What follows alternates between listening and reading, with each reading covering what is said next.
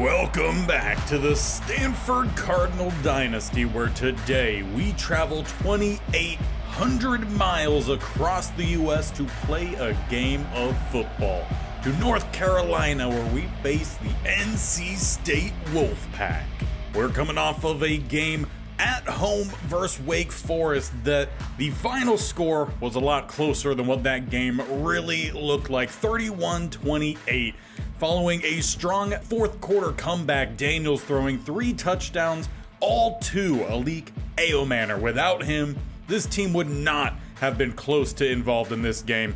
Irvin really didn't get things going, and in fact, the brother of one of our players in Hank Bachmeier actually had a really good game, and the surprising breakout from Tate Carney, who going into this game was not the team's primary running back. It was Damon Claiborne, but he was out due to injury. Carney took advantage of his opportunity. But as for our opponents today, NC State coming off a narrow loss to our rival in Cal, 24-23. They just could not make it a full comeback in the fourth. They are led by a redshirt senior quarterback in Grayson McCall, who to this part of the season has had a really clean year. 25 touchdowns, only 3 interceptions, 70% completion. Their senior running back as well in Jordan Waters having a good year, averaging 5.7 a rush, 8 touchdowns. And it is redshirt junior receiver Dakari Collins who leads them in receiving 13 touchdowns,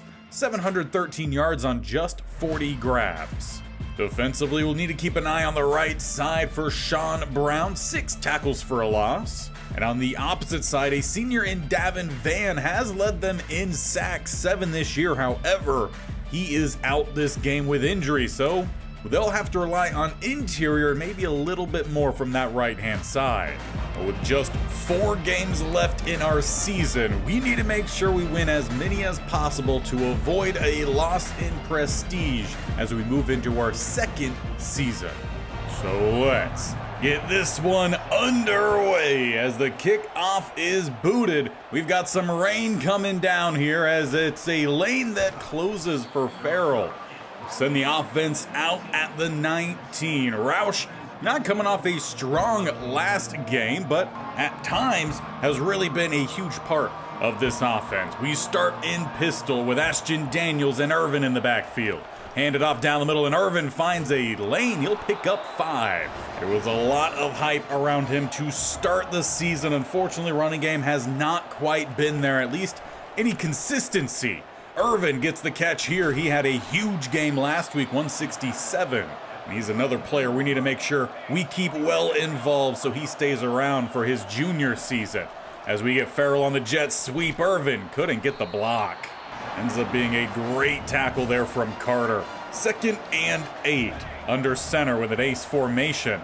As they'll go a little RPO, Irvin will just take it down the middle to tack on an extra 2. And that leaves us with a 3rd and 6. 2 tight ends to the left as they will throw it to one of their tight ends. Lofted a bad attempt that time from Carter.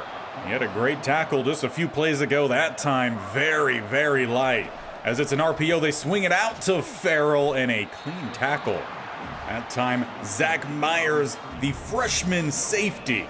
As we go with a rollout here, Ashton Daniels under pressure. He shakes off the sack. He's going to step up. He's got a whole lot of grass in front of him at the 10. 5 diving in. It's a scramble for Ashton Daniels. I don't think anyone downfield knew that he ended up taking off on that one. But it's the Wolfpack fans that are just left in pure, utter shock at how the game opened up here for their defense. Now we get to see our defense head the field with Wright, who's been a pick artist this year. McCall only a handful of turnovers, as instead they start with a run and they pick up a gain of 5. I would definitely say the rushing game has been the weaker side of our defense, but I would still love to get a few more picks here on McCall throughout this one as they go with a quarterback draw. Sinclair upends him. He's had some huge games this year, and he's had some pretty quiet ones. That's been the consistent thing with this team, inconsistency.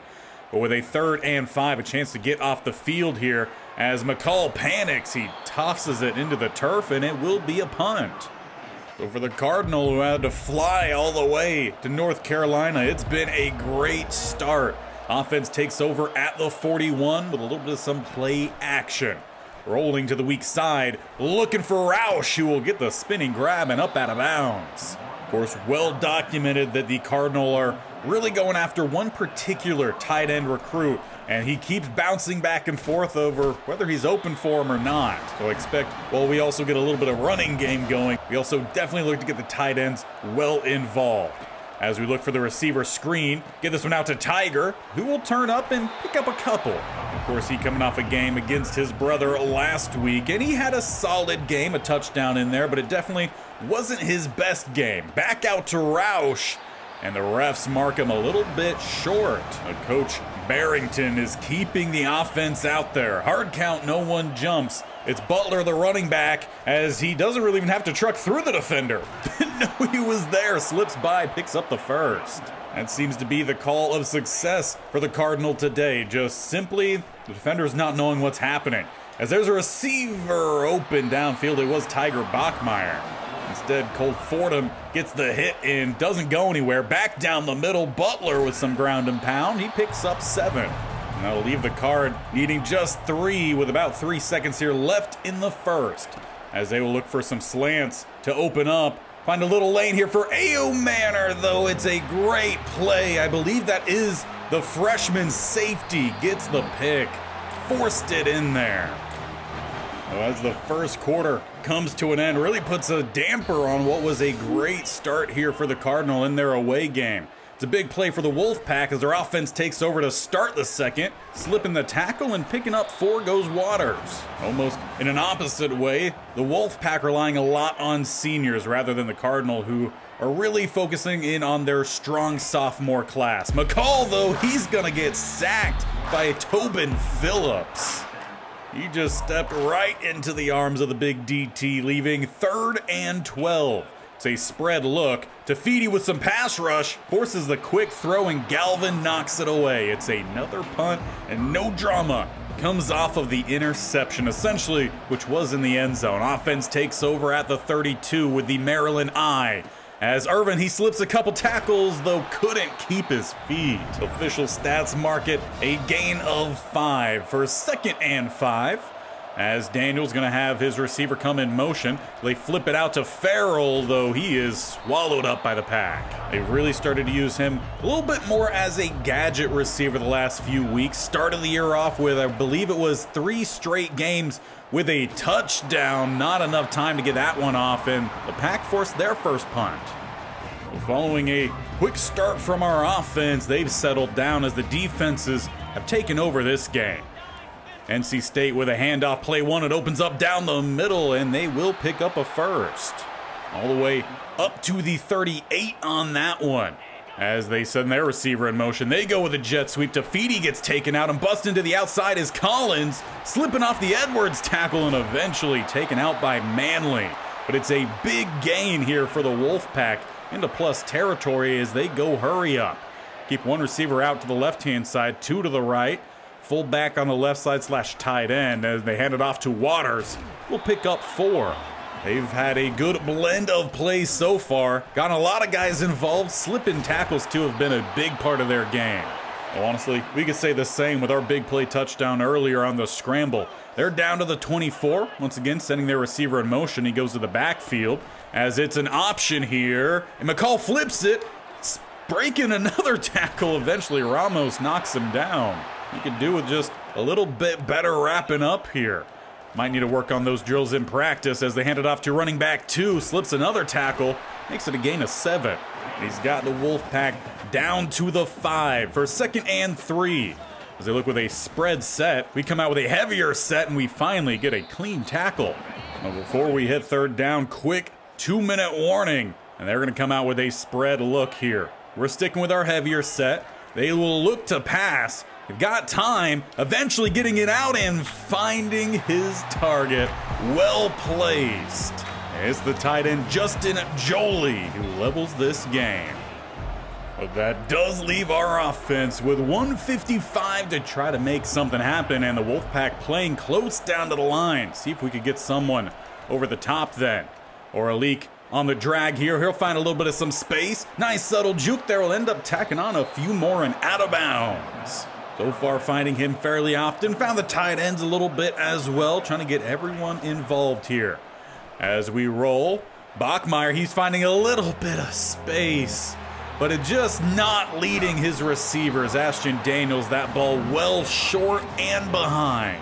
Not sure what it is about him, but he just has not been consistent this year. He's had some big games. In games by themselves, he will have a really good quarter and then a really bad quarter.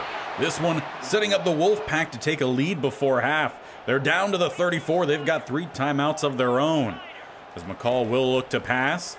Going to the left-hand side, that's Jolie who had the touchdown and out of bounds, putting him inside the red zone. Just need a little bit more here, a little bit more consistency. Back out to Jolie, who's now got him down to the 5. We'll say Pack have changed up their passing, a little bit more quick style here. It's working, avoiding some of the pass rush we've been getting, but it's a lead as they find their receiver. It is number 10, Kevin Conception. And with even less time than we had before, 41 seconds, can Daniels make something happen? We come out with 2 spread either side, just receivers, no tight ends out here. As he tries to step up, he's getting scrunched, loss of 6. Well, it was definitely a slow start here for the Wolfpack. They've turned things up in the second quarter, taking the lead in just a couple minute span. As Daniels rolls, he dumps this one off Irvin, a timeout called by NC State. Looks like they're trying to find maybe some more points of their own. They've got 2 timeouts left. We've got 3, but a 3rd and 13 awaits us. As no one really gets open, eventually Farrell somehow doesn't find it. It's a 3rd pick in the second quarter, and they are down to the 10 with 10 seconds left, looking for a 2-score lead. When it rains, it pours, and it is raining here. And it's raining interceptions for our quarterback in Daniels, and touchdowns to the opposite side. It's a 2nd for Jolie. From there, we'll just let halftime hit. We were doing so good first quarter, then Jolie went off and Ashton Daniels imploded in the passing game. Just several passes off, simply put. We need a course correction in a major way, and it's gonna start on defense for the first time in at least a quarter. NC State gonna have to drive from deep in their own territory. As they start with a read option, here comes Edwards to slow down McCall, cleaned up by Sinclair. That one will end up going as a gain of 3. Trips to the right-hand side here, they go Waters, as he will pick up about 2. So quick math leaves them with 3rd and 5 remaining. As they go trips to the left side, 1 to the right. Looking to pass the ball here and taking a shot downfield. It is open for a number 4 in Collins. It's a foot race. He won't win, but it's a big game. Did so well 1st and 2nd. Give it up on 3rd, and they're down to the 11. Bring the blitz here. It's a read option the opposite way and flipping it out and finishing the drive. Make it 4 straight touchdown drives. NC State has taken well advantage here. That just seems to be the case every week, doesn't it? We implode by really just one position group. We start on offense here in the second half and we pick up a good gain with Irvin. Maybe we just got to go a little bit more run heavy this half. But we are down by 3 scores, so we're going to need some big runs if that's going to be the case. Losing yards on second definitely does not help, so 3rd and 4, we changed it up. 2 receivers to the right-hand side here, looking for the slants yet again. As Manor to the outside, it's overthrown. Coach Barrington keeps the guys out there, but you've got to be wondering if he's going to pull the trigger here on Ashton Daniels. He's been subbed out in games before. We could see that happen yet again. As he looks for his tight end here, it's Roush. We'll keep the drive alive. Risky, but it works out. Irvin now, and running game getting stuffed. Only opened up for a couple plays there. 2nd and 11. Back to the passing game. We've got a wide open Roush yet again, who will pick up a nice chunk, leaving 3rd and 2. For which they come out with 2 tight ends, 1 receiver either side. They're trying to set up the receiver screen here to Bachmeier, and Mayberry couldn't lay a hand on the defender right in front of him.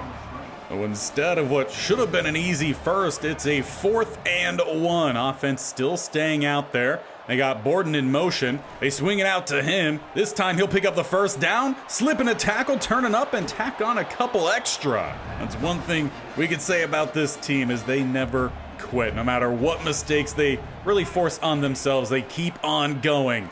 Got this one out here for Farrell. Turns into double coverage, and it will hit the turf.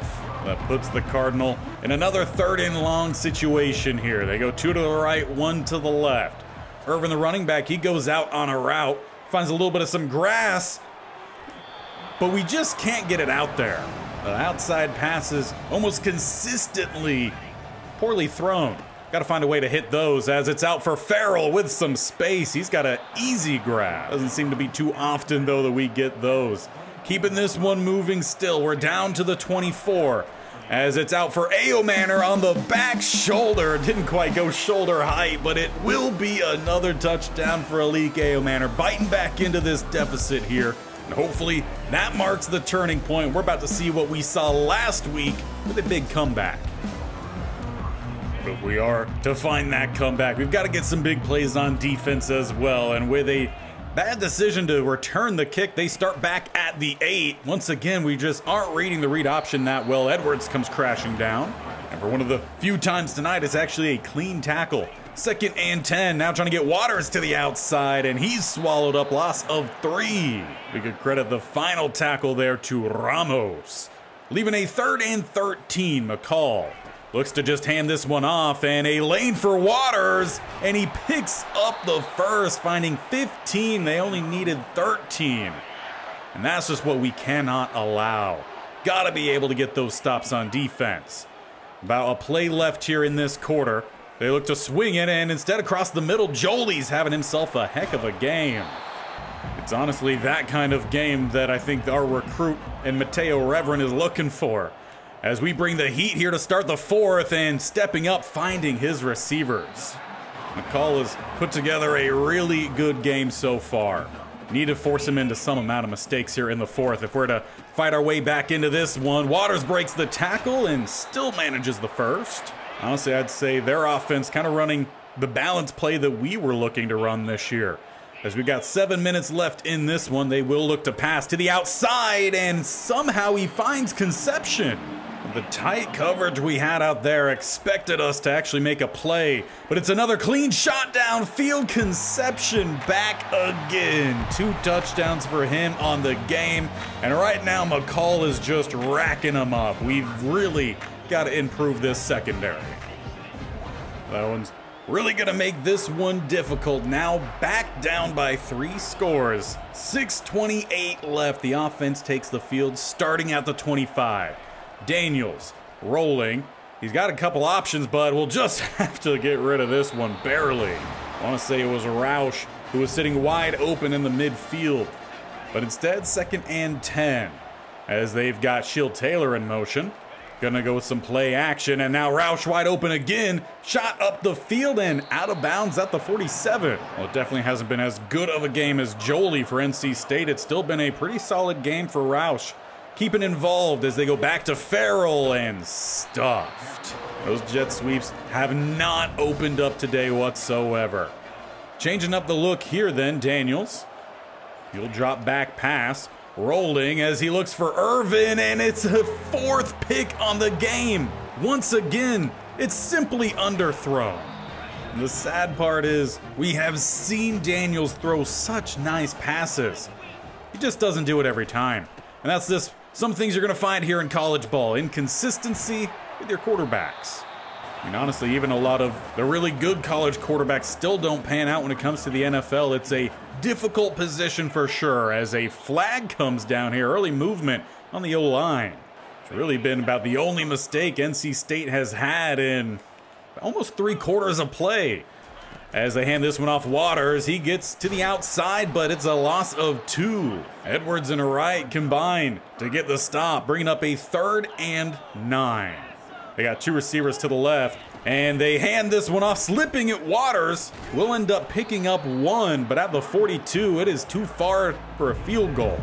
And we're looking to now average at least a touchdown a minute here. The only way we're getting back into this one, as it's a tight end screen to find Roush. Mayberry with 2 big blocks will spring us up to the 30. And it's hurry up from there. Just right back to it. Take another shot down here as there is a penalty down. Ayomanor, though, gets the catch. Couldn't slip away. But what is the flag going to be? An eligible man downfield. Absolutely brutal for the Cardinal, who just had a huge play. And they've only really found those late on in these games to Ayomanor. Though they've got Tiger coming across, and that pass is about 40 yards short. Again, not sure what's up with Daniels. Sometimes his arm just doesn't do it. I think that's the simple thing to say. He just can't get it done at times. But at other times, he looks great. Another shot here. He finally finds Irvin. Had this opportunity last drive. It got picked. Perhaps he at least learns from his mistakes. In-game. Doesn't transfer to the next game. 3:10 left on the clock. Daniels. Back to some play action. He's got Roush with some grass. Down 2, though the ball pops out, and it's a turnover. NC State steps out at the 10. Just simply can't not bury ourselves. Let's see if we'd at least limit any more points in this game. Waters stopped. Loss of 2 will bring up 2nd and 12. With trips to the left-hand side. They got their tight end loan to the right-hand side on the line. Expect they run the ball here. Indeed they do. Waters barely getting by the line of scrimmage. They will give him a gain of about half a yard, bringing up 3rd and 11. And Sinclair diving. He misses, spinning. Waters stopped by Labor. I think the simple truth here for the Cardinal is that outside of a couple teams, no team has really beat them. They just continually beat themselves with their mistakes. As Malik Ayomanor, once again, he finds some big space late on in these games. He really is just padding stats at this point.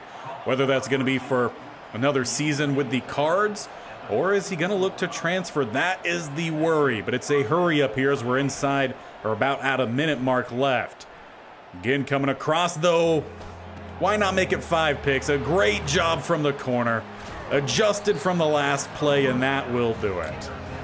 Turnovers, turnovers, turnovers. It's almost the same thing every week. The offense shows they can move the ball, and then they literally just give it up. Whether it's fumbles, interceptions.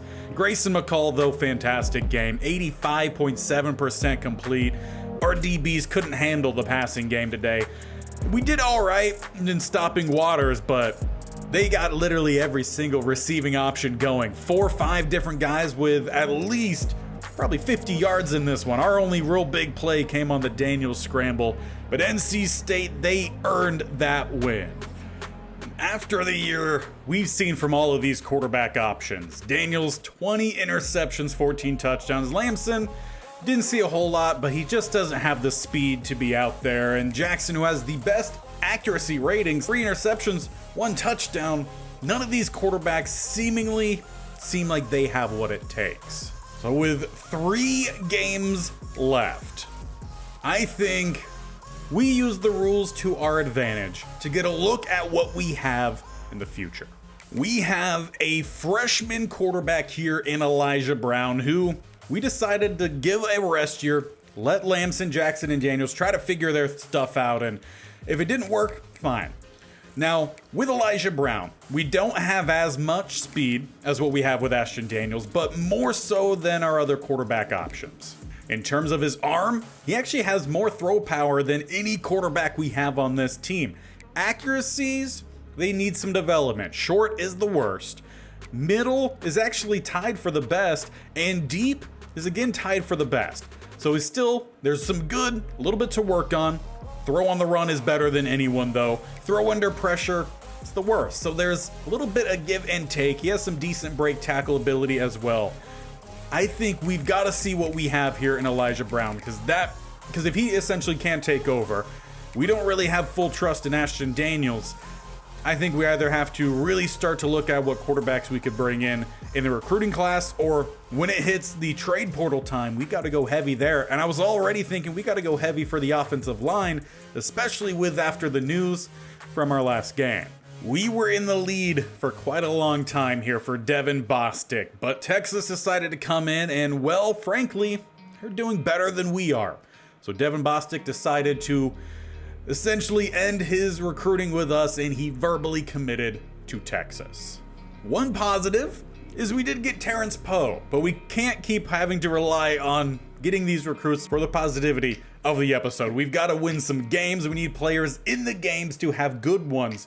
And then if we get the recruits, all the better. As for the quarterback options that we already have been looking at for this recruiting class, Cliff Kumar is becoming increasingly closer to deciding to go to Cal, so we'll probably end up seeing him.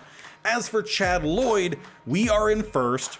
Notre Dame is pursuing, so we really might have to look at what the transfer portal holds, or just hope that we're going to see a really good game from Elijah Brown. As for where we're going to start to spread those new points that we now have available, well, there is a 4-star receiver who no one has gone after. Right now he's favoring Ohio State. He's from Florida. It's not a pipeline at all, but might as well try to add some more talent to that group. So let's offer a scholarship and let's go ahead and send the house. Additionally, we're also going to look at 2 more centers here because we could use as much help for the offensive line as possible. So again, for both of them, we are going to send the house and offer a scholarship. And that'll actually end up being the perfect amount of points for all 3 of these guys. So our points are spent. And after we moved through the bye week, we then land one of the centers in Joshua Mazza. We've been going after him for quite some time. So that is good news. We have had 1 offensive lineman decide to come here. So we'll definitely have to look for that in the transfer portal. Now, we haven't talked about Mateo Reverend quite so yet. We are still just outside his deal breaker. And on top of that, Texas Tech has come in and just swept away. So no longer will we have Mateo Reverend to look after. So we are officially removing him. We have 3 other tight ends, all of which are blocking. Would prefer a little bit more of a possession or a little bit of a vertical threat, but any help we could get, I think, is needed. Now, one thing it didn't show me as we jump to the next week was, in fact, Cliff Kumar did verbally commit to go to Cal. So we will be seeing him at some point in the future. We will remove him. There is still Chad Lloyd, though Notre Dame is pushing very, very close, and they could very well overcome us. So we've added another quarterback here, this one from Hawaii. Hopefully he ends up being the guy that does finally decide to come here. Once again, we'll give him the scholarship and we will send the house. And with 50 points left, I was planning on scheduling a visit here for one of these tight ends, but the glitch has happened again. I thought they fixed this, but I can't schedule a visit despite him being prepared to schedule a visit. It even says he's in the ready to visit category. So we won't be going after him, any of the tight ends. In fact, all of these guys are currently blocked to schedule a visit, so that's fun. But with the final remaining points, I added a kicker here that we're going to go after. Now, he does have decent accuracy, 76, and that slider thing looks pretty high in kick power, so I'm just assuming it's going to be at least solid. We need a kicker for the future because we can't keep relying on our punter to do everything. But that is where we leave it off here, 1-8. So at best, we're going to be essentially having this same record that the team has had the last handful of seasons. So we really need to at least match that. Would hate for Coach Barrington to have the worst record in probably the last, 50 years. I would have to do research on that. Louisville up next. And we're going to take a look at the true freshman quarterback in Elijah Brown next time. So make sure you stick around for it. Hit that bell icon in the bottom right or scroll down, hit the sub button, and definitely tap that bell icon so you're notified of when these videos go live. This series every single Monday, Wednesday, Friday. State-only challenge on Madden every single Tuesday, Thursday. We got a whole lot coming at you. And a surprise at quarterback next time. We'll see how he plays.